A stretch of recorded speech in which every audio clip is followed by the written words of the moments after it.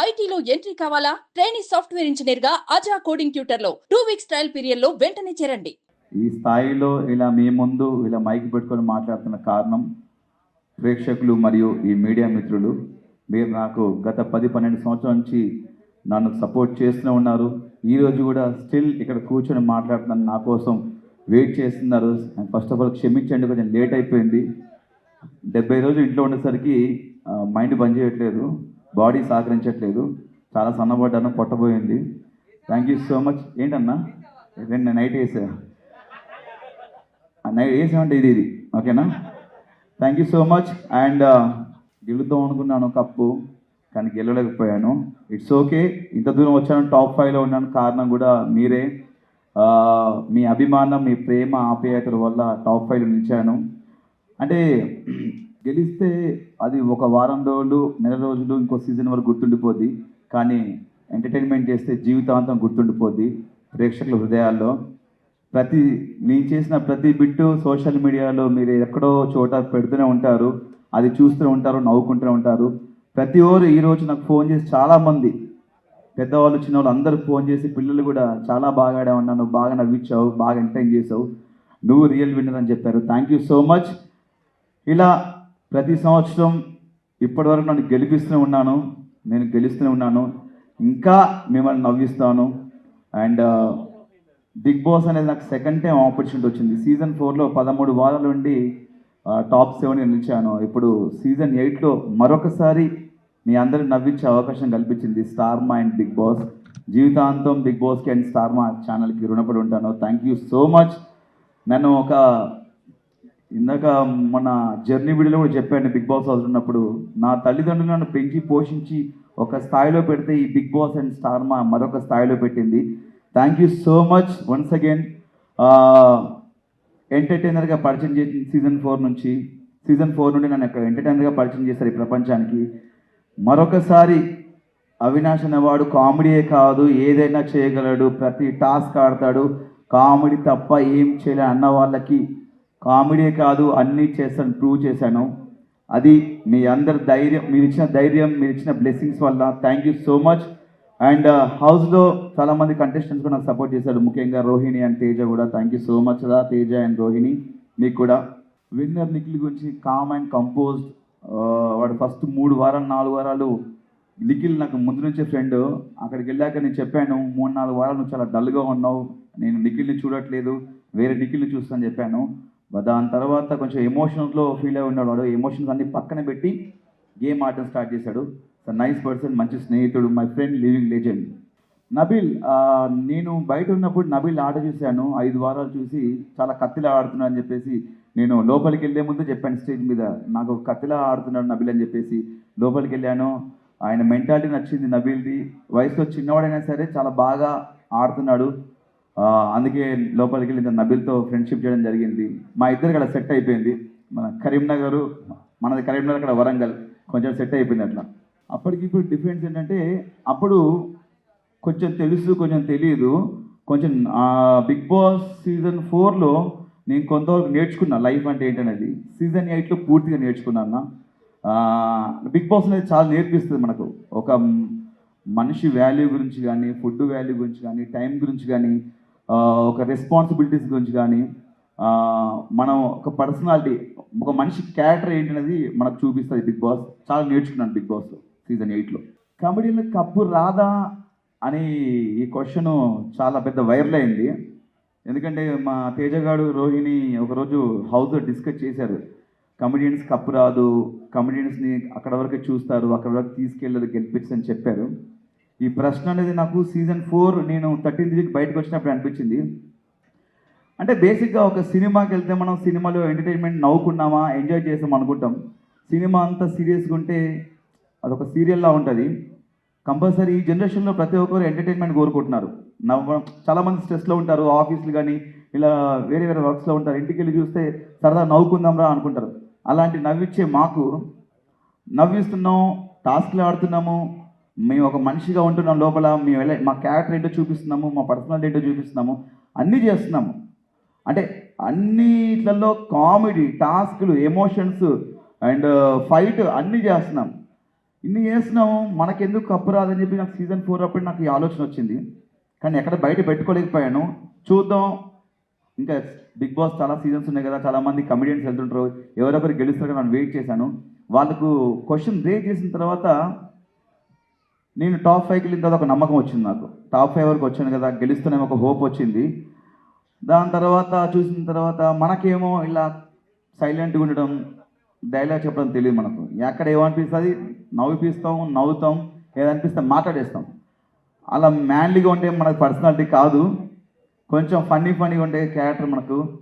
But ఒక విషయం ఏంటంటే నేను నాకు నేనుగా ఆడి నా ఆట నేను ఆడుకొని టాప్ 5 వరకు వచ్చాను. నామినేషన్స్లో ఉండకపోవడం నాకు తప్ప, వాళ్ళు నామినేట్ చేయకపోవడం తప్ప అది నాకు తెలీదు. బట్ నాకు నేనుగా ఆడుకొని టాప్ 5 వరకు వెళ్ళాను, ఫస్ట్ ఫైనలిస్ట్ అయ్యాను. ఒక నమ్మకం వచ్చింది గెలుస్తానని. బట్ ఇంకా 15కి వచ్చిన తర్వాత ఆ నమ్మకం కూడా పోయింది. బట్ జీవితంలో కోరిక ఉండిపోయింది. బిగ్ బాస్లో ఒక కమెడియన్ గెలవాలి, ఒక ఎంటర్టైనర్ గెలవాలని నాకు కోరిక ఉంది. గెలిస్తే చాలా హ్యాపీ ఫీల్ అవుతా, నేను చాలా హ్యాపీ ఫీల్ అవుతా. నేనే కాదు, ఇలా ఎంటర్టైన్ చేసే కమెడియన్స్ చాలామంది ఫీల్ అవుతారు. ఒక వైల్డ్ కార్డ్గా మనం వెళ్ళినామంటే మన నుంచి ఏదో ఎక్స్పెక్ట్ చేస్తున్నాను. దానికి తగ్గట్టు గౌతమ్, యాక్చువల్లీ నేను అనుకున్నాను గౌతమ్ గెలుస్తారని చెప్పేసి, చాలా హోప్స్ ఉండే. స్టేజ్ మీద కూడా చెప్పాను గౌతమ్ గెలుస్తారని.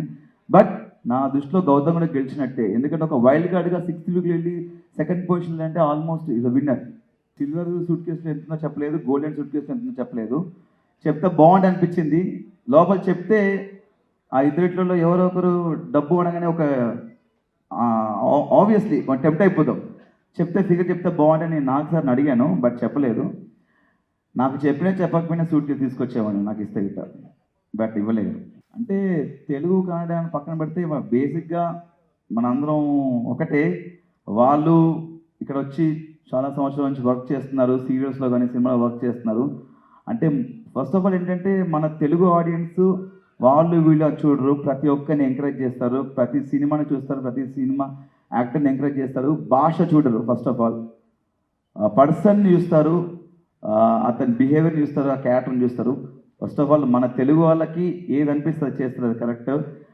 నాకు కన్నడ తెలుగు అలాంటిది ఏం ఫీలింగ్ అయినా మనం అందరం ఒకటి, చివరిగా మనం ఇండియన్స్, మన భారతీయులు. అంటే బేసిక్గా నా వైఫ్కి నా హెయిర్ అంటే చాలా ఇష్టం. బట్ నేను సినిమా అనే పిచ్చితో, సినిమా మీద ప్రేమతో పెంచుకున్నది, ఒక సినిమా కంటిన్యూటీ కూడా. బట్ ఒకసారి ఆటలో దిగిన తర్వాత ఆట కోసం ఏమైనా చేయాలని చెప్పేసి కట్ చేశాను. కొంచెం ఆ హెయిర్ కట్ చేసినప్పుడు చాలా ఏడ్చారంటే ఇంట్లో. బట్ ఇట్స్ ఓకే, హెయిరే కదా మళ్ళీ పెరుగుద్ది. ఇక నేను చాలాసార్లు చెప్పాను, ఇది ఒకటి గేమ్ వరకే, ఆట వరకే. మనం ఒక షోకి వచ్చాము, ఇది ఆట వరకే, బయటికి వెళ్ళిందాక నాకు ఎలాంటి ఉండవు ఫీలింగ్స్ అని చెప్పాను. ఆర్గ్యుమెంట్ జరుగుతుంటాయి. మనోడి విషయంలో జరిగింది ఎక్కువ డిస్రెస్పెక్ట్. వద్దనం కూడా ఒరే అని పిలవడం, వాడు కూడా అని పిలవడం. ఒక మనిషికి మనం చెప్తాం ఒకసారి 2 సార్లు, చెప్పినా కూడా మళ్ళీ అదే చేస్తున్నాయంటే అది తెలియకన్నా తెలిస్తే నాకు తెలియదు. బట్ అది గేమ్ వరకే ఉంది. బట్ నాకు మాత్రం పృథ్వీ ఒక మంచి ఫ్రెండ్లానే, ఇప్పటికి కలిస్తే హాయ్ చెప్తాను, వెళ్ళేటప్పుడు బాయ్ చెప్తాను. నాకు యాక్చువల్లీ సినిమాలో యాక్ట్ చేయాలనే కోరికతోనే ఇండస్ట్రీకి వచ్చాను. బట్ మనకు టీవీలో అవకాశం వచ్చింది, ఆదరిస్తున్నారు. డెఫినెట్గా మంచి అవకాశాలు ఉంటే డెఫినెట్గా చేస్తాను. మొన్న స్టేజ్ మీద కోన వెంకట గారు వచ్చారు. ఇప్పుడు నెక్స్ట్ డిసెంబర్లో స్టార్ట్ అవుతుంది శ్రీ విష్ణు గారు మూవీలో మంచి క్యారెక్టర్ ఇచ్చారు. అండ్ ఈరోజు మార్నింగే కేరళ నుంచి మలయాళం డైరెక్టర్ కాల్ చేశారు. ఏదో నాది బిగ్ బాస్లో మలయాళం స్లాంగ్ చూసారంట, అది బాగా నచ్చి చిన్న ఏదో ఫన్నీ క్యారెక్టర్ రాసుకున్నారంట. వస్తున్నాయి అవకాశాలు ఇప్పుడిప్పుడే, కానీ సినిమాలు రావాలి చేయాలని నాకు ఉంది, వెయిటింగ్ అంతే. అంటే సినిమాటిక్ లెవెల్లో మనకి ఎంత ఎలివేషన్ ఇచ్చారు, గన్స్, టార్గెట్ 1, టార్గెట్ 5, ఎందుకురా ఇంత ఆగమవుతుర్రు, నన్ను తీసుకుపోయి డేట్ అని చెప్పేసి నా ఫీలింగ్ మనసులో అర్థమైపోయింది. చివరికి గురి మనకే వస్తేనే అయిపోయింది. బట్ అంత గొప్ప హీరో, స్టార్ హీరో మన కోసం వచ్చారు, మనం తీసుకోవడానికి వచ్చారని చెప్పేసి చాలా హ్యాపీ ఫీల్ అయ్యాను. అంటే చాలా నవ్వుతూనే వచ్చాను లోపలికి, నవ్వుతూనే వెళ్ళాను, నవ్విస్తూనే వెళ్ళాను. చాలా హ్యాపీగా ఉందన్న, ఆయన వచ్చి తీసుకెళ్ళడం చాలా హ్యాపీగా ఉంది. అది చెప్పానన్న, నేను హౌస్లో కూడా చెప్పాను. మేము మొత్తం 5 అన్నదమ్ములం మేము. మా రెండో అన్నయ్య కొంచెం 3 ఆడపిల్లలు, కొంచెం ఫినాన్షియల్ స్టాటస్ బాగాలేదు. దాంట్లో పెద్ద అమ్మాయి పెళ్లి చేద్దాం అనుకున్నాను అమౌంట్ వస్తే, బట్ రాలేదు. బట్ అయినా నేను కష్టపడి ఎంతో కొంత సంపాదించి మళ్ళీ తన అన్నయ్య వాళ్ళ పాప కోసం, పెళ్లి కోసం కూడబెడతాను. బేసిక్గా మా ఫ్యామిలీ కొంచెం బేస్ వాయిస్ అందరికీ. బేసిక్గా మా ఇంట్లో అందరి వాయిస్ అలా ఉంటుంది. మా పెద్దనే వాయిస్ నా వాయిస్ కొంచెం సేమ్ ఉంటుంది అనమాట. అండ్ మా డాడీ వాయిస్ నా వాయిస్ కొంచెం సేమ్ ఉంటుంది. ఫేవరెట్ కంటే నాకు Rohini, Shivangi, my friend living legend Rohini వచ్చిందా. రోహిణి నా ఫేవరెట్ కంటెస్టెంట్. చాలా అద్భుతంగా ఆడింది. మీరు 14th వీక్ చూసినట్టయితే ఒక టాస్క్లో తనకు చాలా అవసరం అని చెప్పేసి ఆ గేమ్లో కూడా ఫ్లాగ్ ఇవ్వడం జరిగింది. చాలా బాగా ఆడింది. తను కూడా ఉంటే బాగుంది అనిపించింది ఫినాల్లో. బట్ తను నేను ఇద్దరం వేరు కాదు, ఇద్దరం ఒకటే. నేను కానీ ఎవరైనా సరే ఆ ప్లేస్లో ఒక కామెడియన్ ఎవరున్నా కూడా తను వెళ్ళినా నేను వెళ్ళినా హ్యాపీ ఫీల్ అయ్యేవాడిని. బట్ నేను వెళ్ళాను. రోహిణి గారు కాకుండా ఫేవరెట్ కంటెస్టెంట్ అంటే అందరు బాగా ఆడారు. ప్రేరణ నాకు టాస్క్లు పరంగా చాలా బాగా ఆడుతుంది. టాస్క్ తను ఒక ఫైటర్లా అనిపిస్తుంది. టాస్క్ల పరంగా చాలా బాగా ఆడుతుంది. ఆ పరంగా అయితే నాకు ప్రేరణ. ఇప్పుడు మనం నబిల్ విషయానికి వస్తే ఇది ఇన్ఫ్లుయెన్సర్, సోషల్ మీడియా నుంచి వచ్చాడు, మంచి వ్యక్తి. నాకు లోపలికి వెళ్ళిన తర్వాత లైక్ నిఖిల్, విష్ణుప్రియ వీళ్ళందరూ నాకు తెలుసు. వాళ్ళతో ముందు నుంచి నాకు ఫ్రెండ్షిప్ ఉంది. విష్ణుప్రియతో నాకు ఎలా ఉందో ఒక 7 to 8 years నుంచి ఫ్రెండ్షిప్ ఉంది. బట్ నేను లోపలికి వెళ్ళి ఎక్కువ ఫ్రెండ్షిప్ నబిల్తో ఫ్రెండ్షిప్ అయింది నాకు. అంటే ఆయన మాట్లాడే విధంగానే ఏం కాకా ఏం సంగతే డార్లింగ్ అనుకుంటా మాట్లాడుతుంటే ఏదో మన దోస్తుగాడు మాట్లాడినట్టు అనిపించింది. అందుకే నాకు నబిల్తో ఫ్రెండ్షిప్ అనేది కొంచెం వీళ్ళందరితో ఇంతకుముందు వాళ్ళతో ఫ్రెండ్షిప్ చేశాను. నాకు తెలుసు వాళ్ళ బిహేవియర్ ఏంటి ఏదన్నా నాకు అన్నీ తెలుసు. కాబట్టి నబిల్తో అనేది కొంచెం కొత్తగా అనిపించింది. విష్ణుప్రియ మంచి ఫ్రెండ్, నైస్ పర్సన్, మంచి టాలెంటెడ్. అంటే ఒక్కొక్కరు ఒక గేమ్స్లో ఉంటుందన్న. తన పరంగా తను ఒక విధంగా ఆడుకుంటూ వెళ్ళింది. తన ఆట అది. తన ఆట గురించి మనం చెప్పలేం. ఎందుకంటే వాళ్ళ స్ట్రాటజీలు వాళ్ళకు ఉంటాయి, వాళ్ళ గేమ్ ప్లాన్స్ వాళ్ళకు ఉంటాయి. కాబట్టి ఒకరి ఆట గురించి చెప్పే అంత గొప్పవాడిని కాదు నేను. తను బయట ఎలా ఉందో లోపల కూడా అలాగే ఉందన్న. తను అలానే కొంచెం నవ్వుతూ సరదాగా ఫన్నీగా ఉంటూ, నేను చాలాసార్లు చెప్పాను హౌస్లో కూడా, నువ్వు బయట ఎలా ఉన్నావు లోపల కూడా అలా ఉన్నావు అని చెప్పాను నేను. అదే అన్న మన లైఫ్లో జీవితంలో మనం ముందుకు వెళ్తున్నప్పుడు చాలా నేర్చుకుంటాం. నేను కూడా కామెడీలో కానీ ఒక యాక్టర్గా, ఒక నటుడిగా నేను చాలా నేర్చుకుంటూ ముందుకు వెళ్తున్నాను లైఫ్లో. అప్పుడు సీజన్ 4 ఉన్నప్పుడు మనకంత తెలియదు. అందరికి ఎవరికైనా సరే మీరు లైవ్లో ఒక యాక్టర్ కానీ, ఒక కెమెరామ్యాన్ కానీ మనకు మార్కెట్లో కొత్త డిఫరెంట్ స్కిల్స్ తీస్తుంటారు, కొత్త యాంగిల్స్ పెడుతుంటారు. మీరు ముందుకెళ్తున్న కొద్దీ మేము అంతే కొన్ని నేర్చుకుంటాం లైఫ్లో. ఆ నేర్చుకున్నవే సీజన్ 8లో నేను చూపించాను అంతే. బేసిక్గా మనం ఏ ప్లాన్ చూసుకున్నా కూడా వేస్ట్ అయ్యాడ. ఎందుకంటే ప్రతి వారం ప్రతిరోజు అంత కొత్తగా ఉంటాడు. వాళ్ళు పెట్టే టాస్క్ మనకు తెలియదు, వాళ్ళు ఆడించే ఆటలు మనకు తెలియదు. అదంతా బిగ్ బాస్ ఆడించే ఆట. బేసిక్గా అదే నేను చెప్పాను, ఇంట్లో బూతులు మాట్లాడుతున్నారు కొంతమంది, ఫౌల్ గేమ్లు ఆడుతున్నారు, డిస్రెస్పెక్ట్గా మాట్లాడుతున్నారు. ఇలాంటి వాళ్ళు నామినేషన్స్లో ఏమంటున్నారంటే ఆడియన్స్ మమ్మల్ని సేవ్ చేస్తున్నారు బ్రో, మిమ్మల్ని మీరు నామినేషన్కి రండి అప్పుడు తెలుస్తుందా అని చాలా ఆరగంటగా మాట్లాడితే నాకు చాలా బాధ అనిపించింది. అవును కదా, బిగ్ బాస్ హౌస్లో ఇంత పెద్ద ప్లాట్ఫామ్లో చాలా కెమెరాస్ ఉన్నాయి, కొన్ని లక్షల కోట్ల మంది జనాలు చూస్తున్నారు. ఫౌల్ గేమ్స్, బూతులు మాట్లాడుతుంటే జనాలు ఎలా సేవ్ చేస్తారని ఒకరోజు నేను జనాలకు చెప్పడం జరిగింది.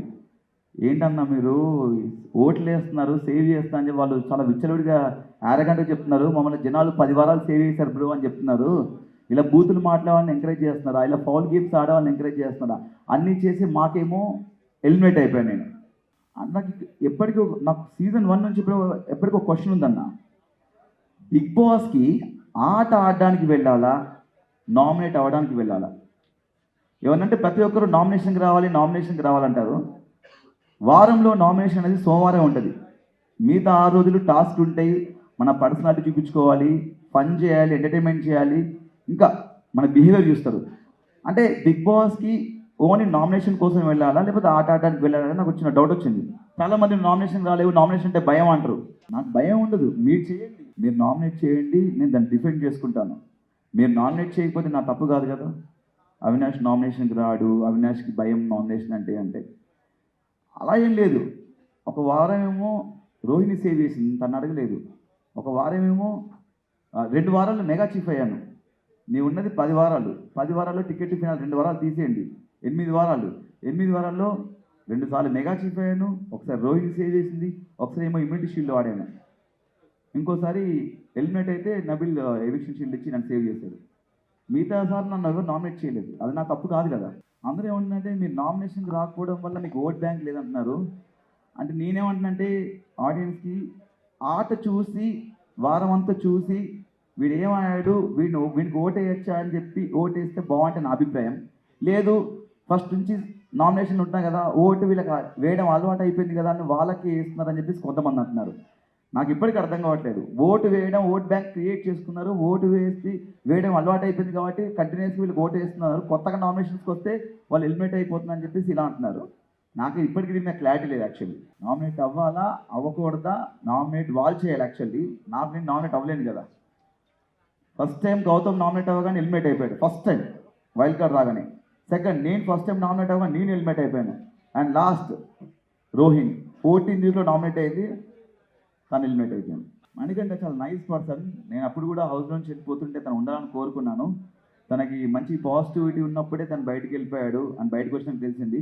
తను ఉంటే బాగుండేది. మేము వచ్చిన తర్వాత అతనితో కొంచెం ఫన్ చేయించడము, అతనితో సరదాగా ఉండడం చేయడం జరిగింది. మనం పడిపోతాం కదా, ఎక్కడ పడిపోతాం అక్కడే మనం గెలవాలనుకుంటాము. ఆయన ఎలిమినేట్ అయ్యాడు. ఎలిమినేట్ అయిన తర్వాత చాలా గట్టి ఫైట్ చేశాడు గెలవడానికి. చాలా కసిగా అయ్యాడు టాస్కులు.